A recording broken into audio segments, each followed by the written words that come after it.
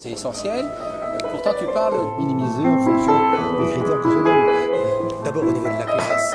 Dans les prochains jours, les 400 000 inscrits.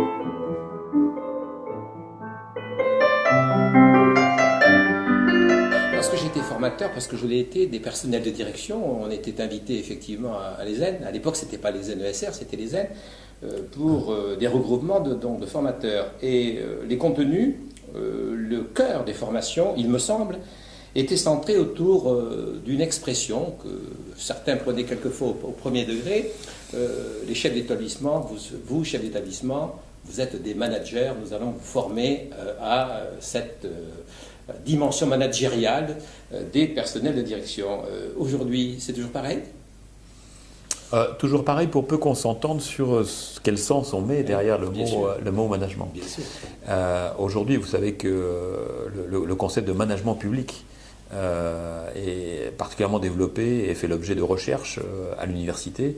Et c'est délibérément dans cette optique-là que je me place. C'est-à-dire que certes, il y a des transversalités avec le management privé, mais les objectifs des organisations ne sont pas les mêmes. Les compétences attendues ne sont pas les mêmes. Le contexte professionnel, le système, l'écosystème des organisations est différent. Et donc, certes, il y a du management au sens mobilisation des équipes, identification des compétences, aptitude à justifier une décision, à prendre une décision d'une part, et à la légitimer auprès d'un certain nombre d'acteurs qui a priori pourraient la contester. Donc c'est ça la dimension managériale, c'est être capable de fédérer des énergies autour d'un projet éducatif et autour de la réussite des élèves. C'est ça le concept managérial. Et donc, à ce titre-là, il se distingue d'autres concepts managériaux qu'on peut trouver dans les entreprises privées où la logique est différente. Mais effectivement, oui, je considère qu'aujourd'hui, le cadre n'est plus l'ultime rouage d'une chaîne hiérarchique chargée d'appliquer les circulaires, les normes et que sais-je encore, et d'être le bon petit soldat qui surtout ne prend pas d'initiative et fait ce qu'on lui demande de faire. Il a une marge d'autonomie, il a un espace d'interprétation, un périmètre d'action à l'intérieur duquel il doit prendre des décisions, il doit assumer, prendre la responsabilité donc d'assumer ses décisions et de les mettre en œuvre.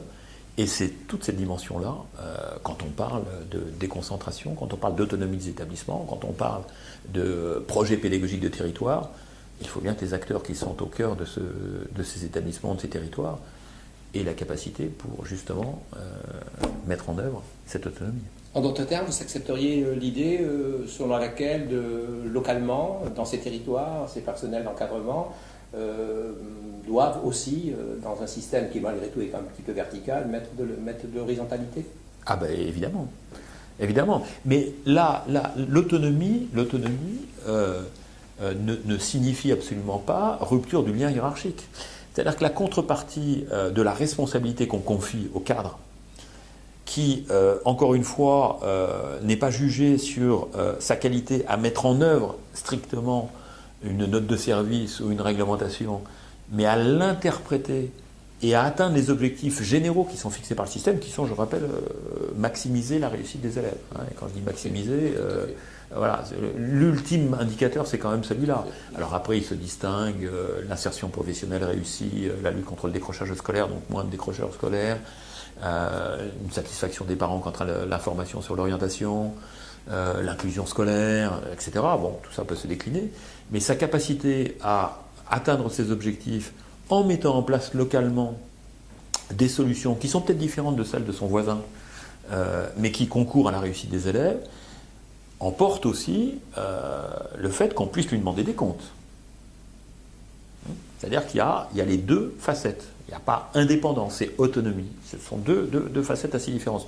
Mais un manager de toute organisation, il est soumis soit à un conseil d'administration, soit à des actionnaires, soit à que sais-je encore, qui à un moment donné... Donc vous faites le parallèle avec l'entreprise malgré tout à ce niveau-là. Mais bien sûr, mais le parallèle à l'entreprise est assez... je veux dire, pendant tellement longtemps, on a opposé le secteur public au secteur privé en disant oui, d'un côté il y a le profit, de l'autre il y a la satisfaction publique, qui était une vision qui ne qui n'était pas satisfaisante, parce qu'une organisation, qu'elle soit publique ou privée, il y a des principes généraux de management. Quand vous passez un concours pour être chef d'établissement, vous passez un concours pour être inspecteur, si le public avec lequel vous allez travailler ne vous reconnaît pas, si vous n'avez pas de légitimité, vous pouvez être un parfait connaisseur du code de l'éducation ou des règlements d'examen. Vous aurez du mal à atteindre les objectifs qui vous sont fixés.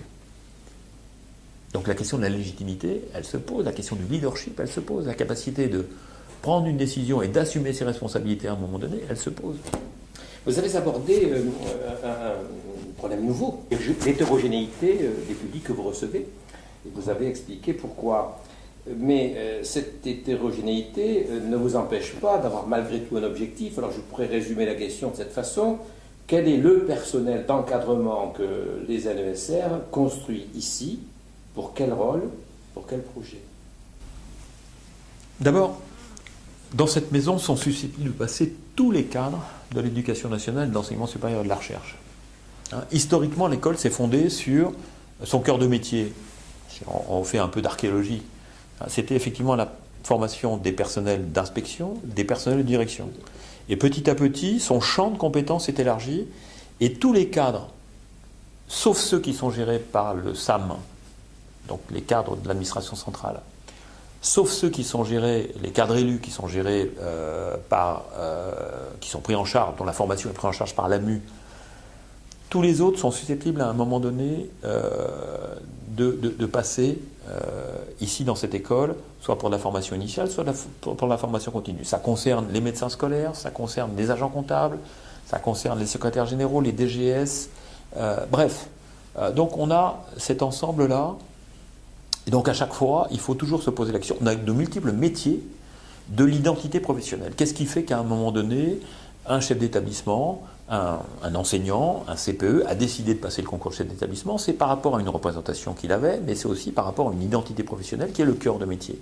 Mais ce cœur de métier, le travail sur ses compétences cœur de métier, n'a de sens que si on le replace dans une vision systémique, c'est-à-dire qu'on se pose la question de l'interrelation entre les différents acteurs et de la valeur ajoutée créée, en revenant toujours à la question de la réussite des élèves, entre l'action d'un chef d'établissement, l'action d'un inspecteur, l'action d'un agent comptable, l'action d'un conseiller directeur, l'action d'un secrétaire général, d'un DAZEN. Bref, j'arrête là ma description. C'est dans une action la plus coordonnée, la plus efficace possible de ces différents acteurs que va se trouver la réussite ou l'échec du système scolaire. Donc mon sujet, c'est ici aussi, bien sûr, de travailler en tant qu'école de professionnalisation sur ces cœurs de métier, mais aussi de faire travailler les gens ensemble et de leur faire prendre confiance et de les faire réfléchir à la convergence des actions et à la création de valeur ajoutée.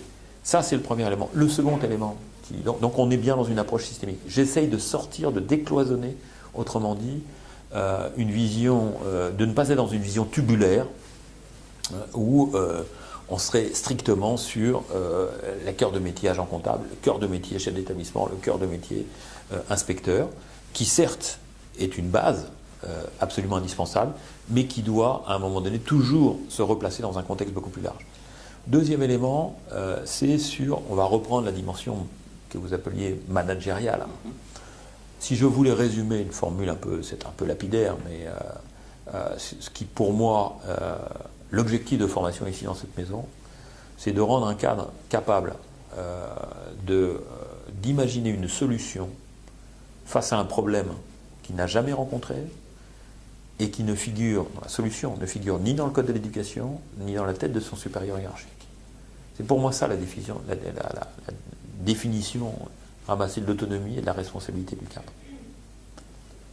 Il est en capacité, à un moment donné, il est chef d'établissement, survient dans son établissement un problème, ou un projet, c'est pas forcément une difficulté, ça peut être un objectif, et voilà, il va avoir la capacité pour faire émerger des compétences, trouver des solutions, fédérer les énergies, mettre en œuvre, évaluer, alors que c'est une solution unique, c'est une question, c'est un projet qui n'a jamais été traité dans aucun autre établissement. Voilà cet exemple. Un inspecteur pédagogique régional, il a un projet pédagogique, il a sur un territoire donné, dans une discipline donnée, dans une académie, il y a un projet qui naît parce qu'il est capable aussi de faire émerger une innovation pédagogique, de la repérer, de sentir que telle équipe enseignante est là sur le point d'inventer quelque chose qui va être une solution, qui va être un projet particulièrement moteur et mobilisateur. Eh bien, il va rassembler les énergies, il va trouver les solutions. C'est quelque chose de complètement nouveau. Ça n'existe pas. Il n'y a pas de boîte à outils ni de référentiel. Pour moi, c'est ça un cadre efficace dans un système scolaire qui va être un système scolaire qui évolue à une vitesse phénoménale, de l'intérieur et de l'extérieur, mais Merci. aussi de l'extérieur. Merci beaucoup, Jean-Marie. Mais je vous remercie.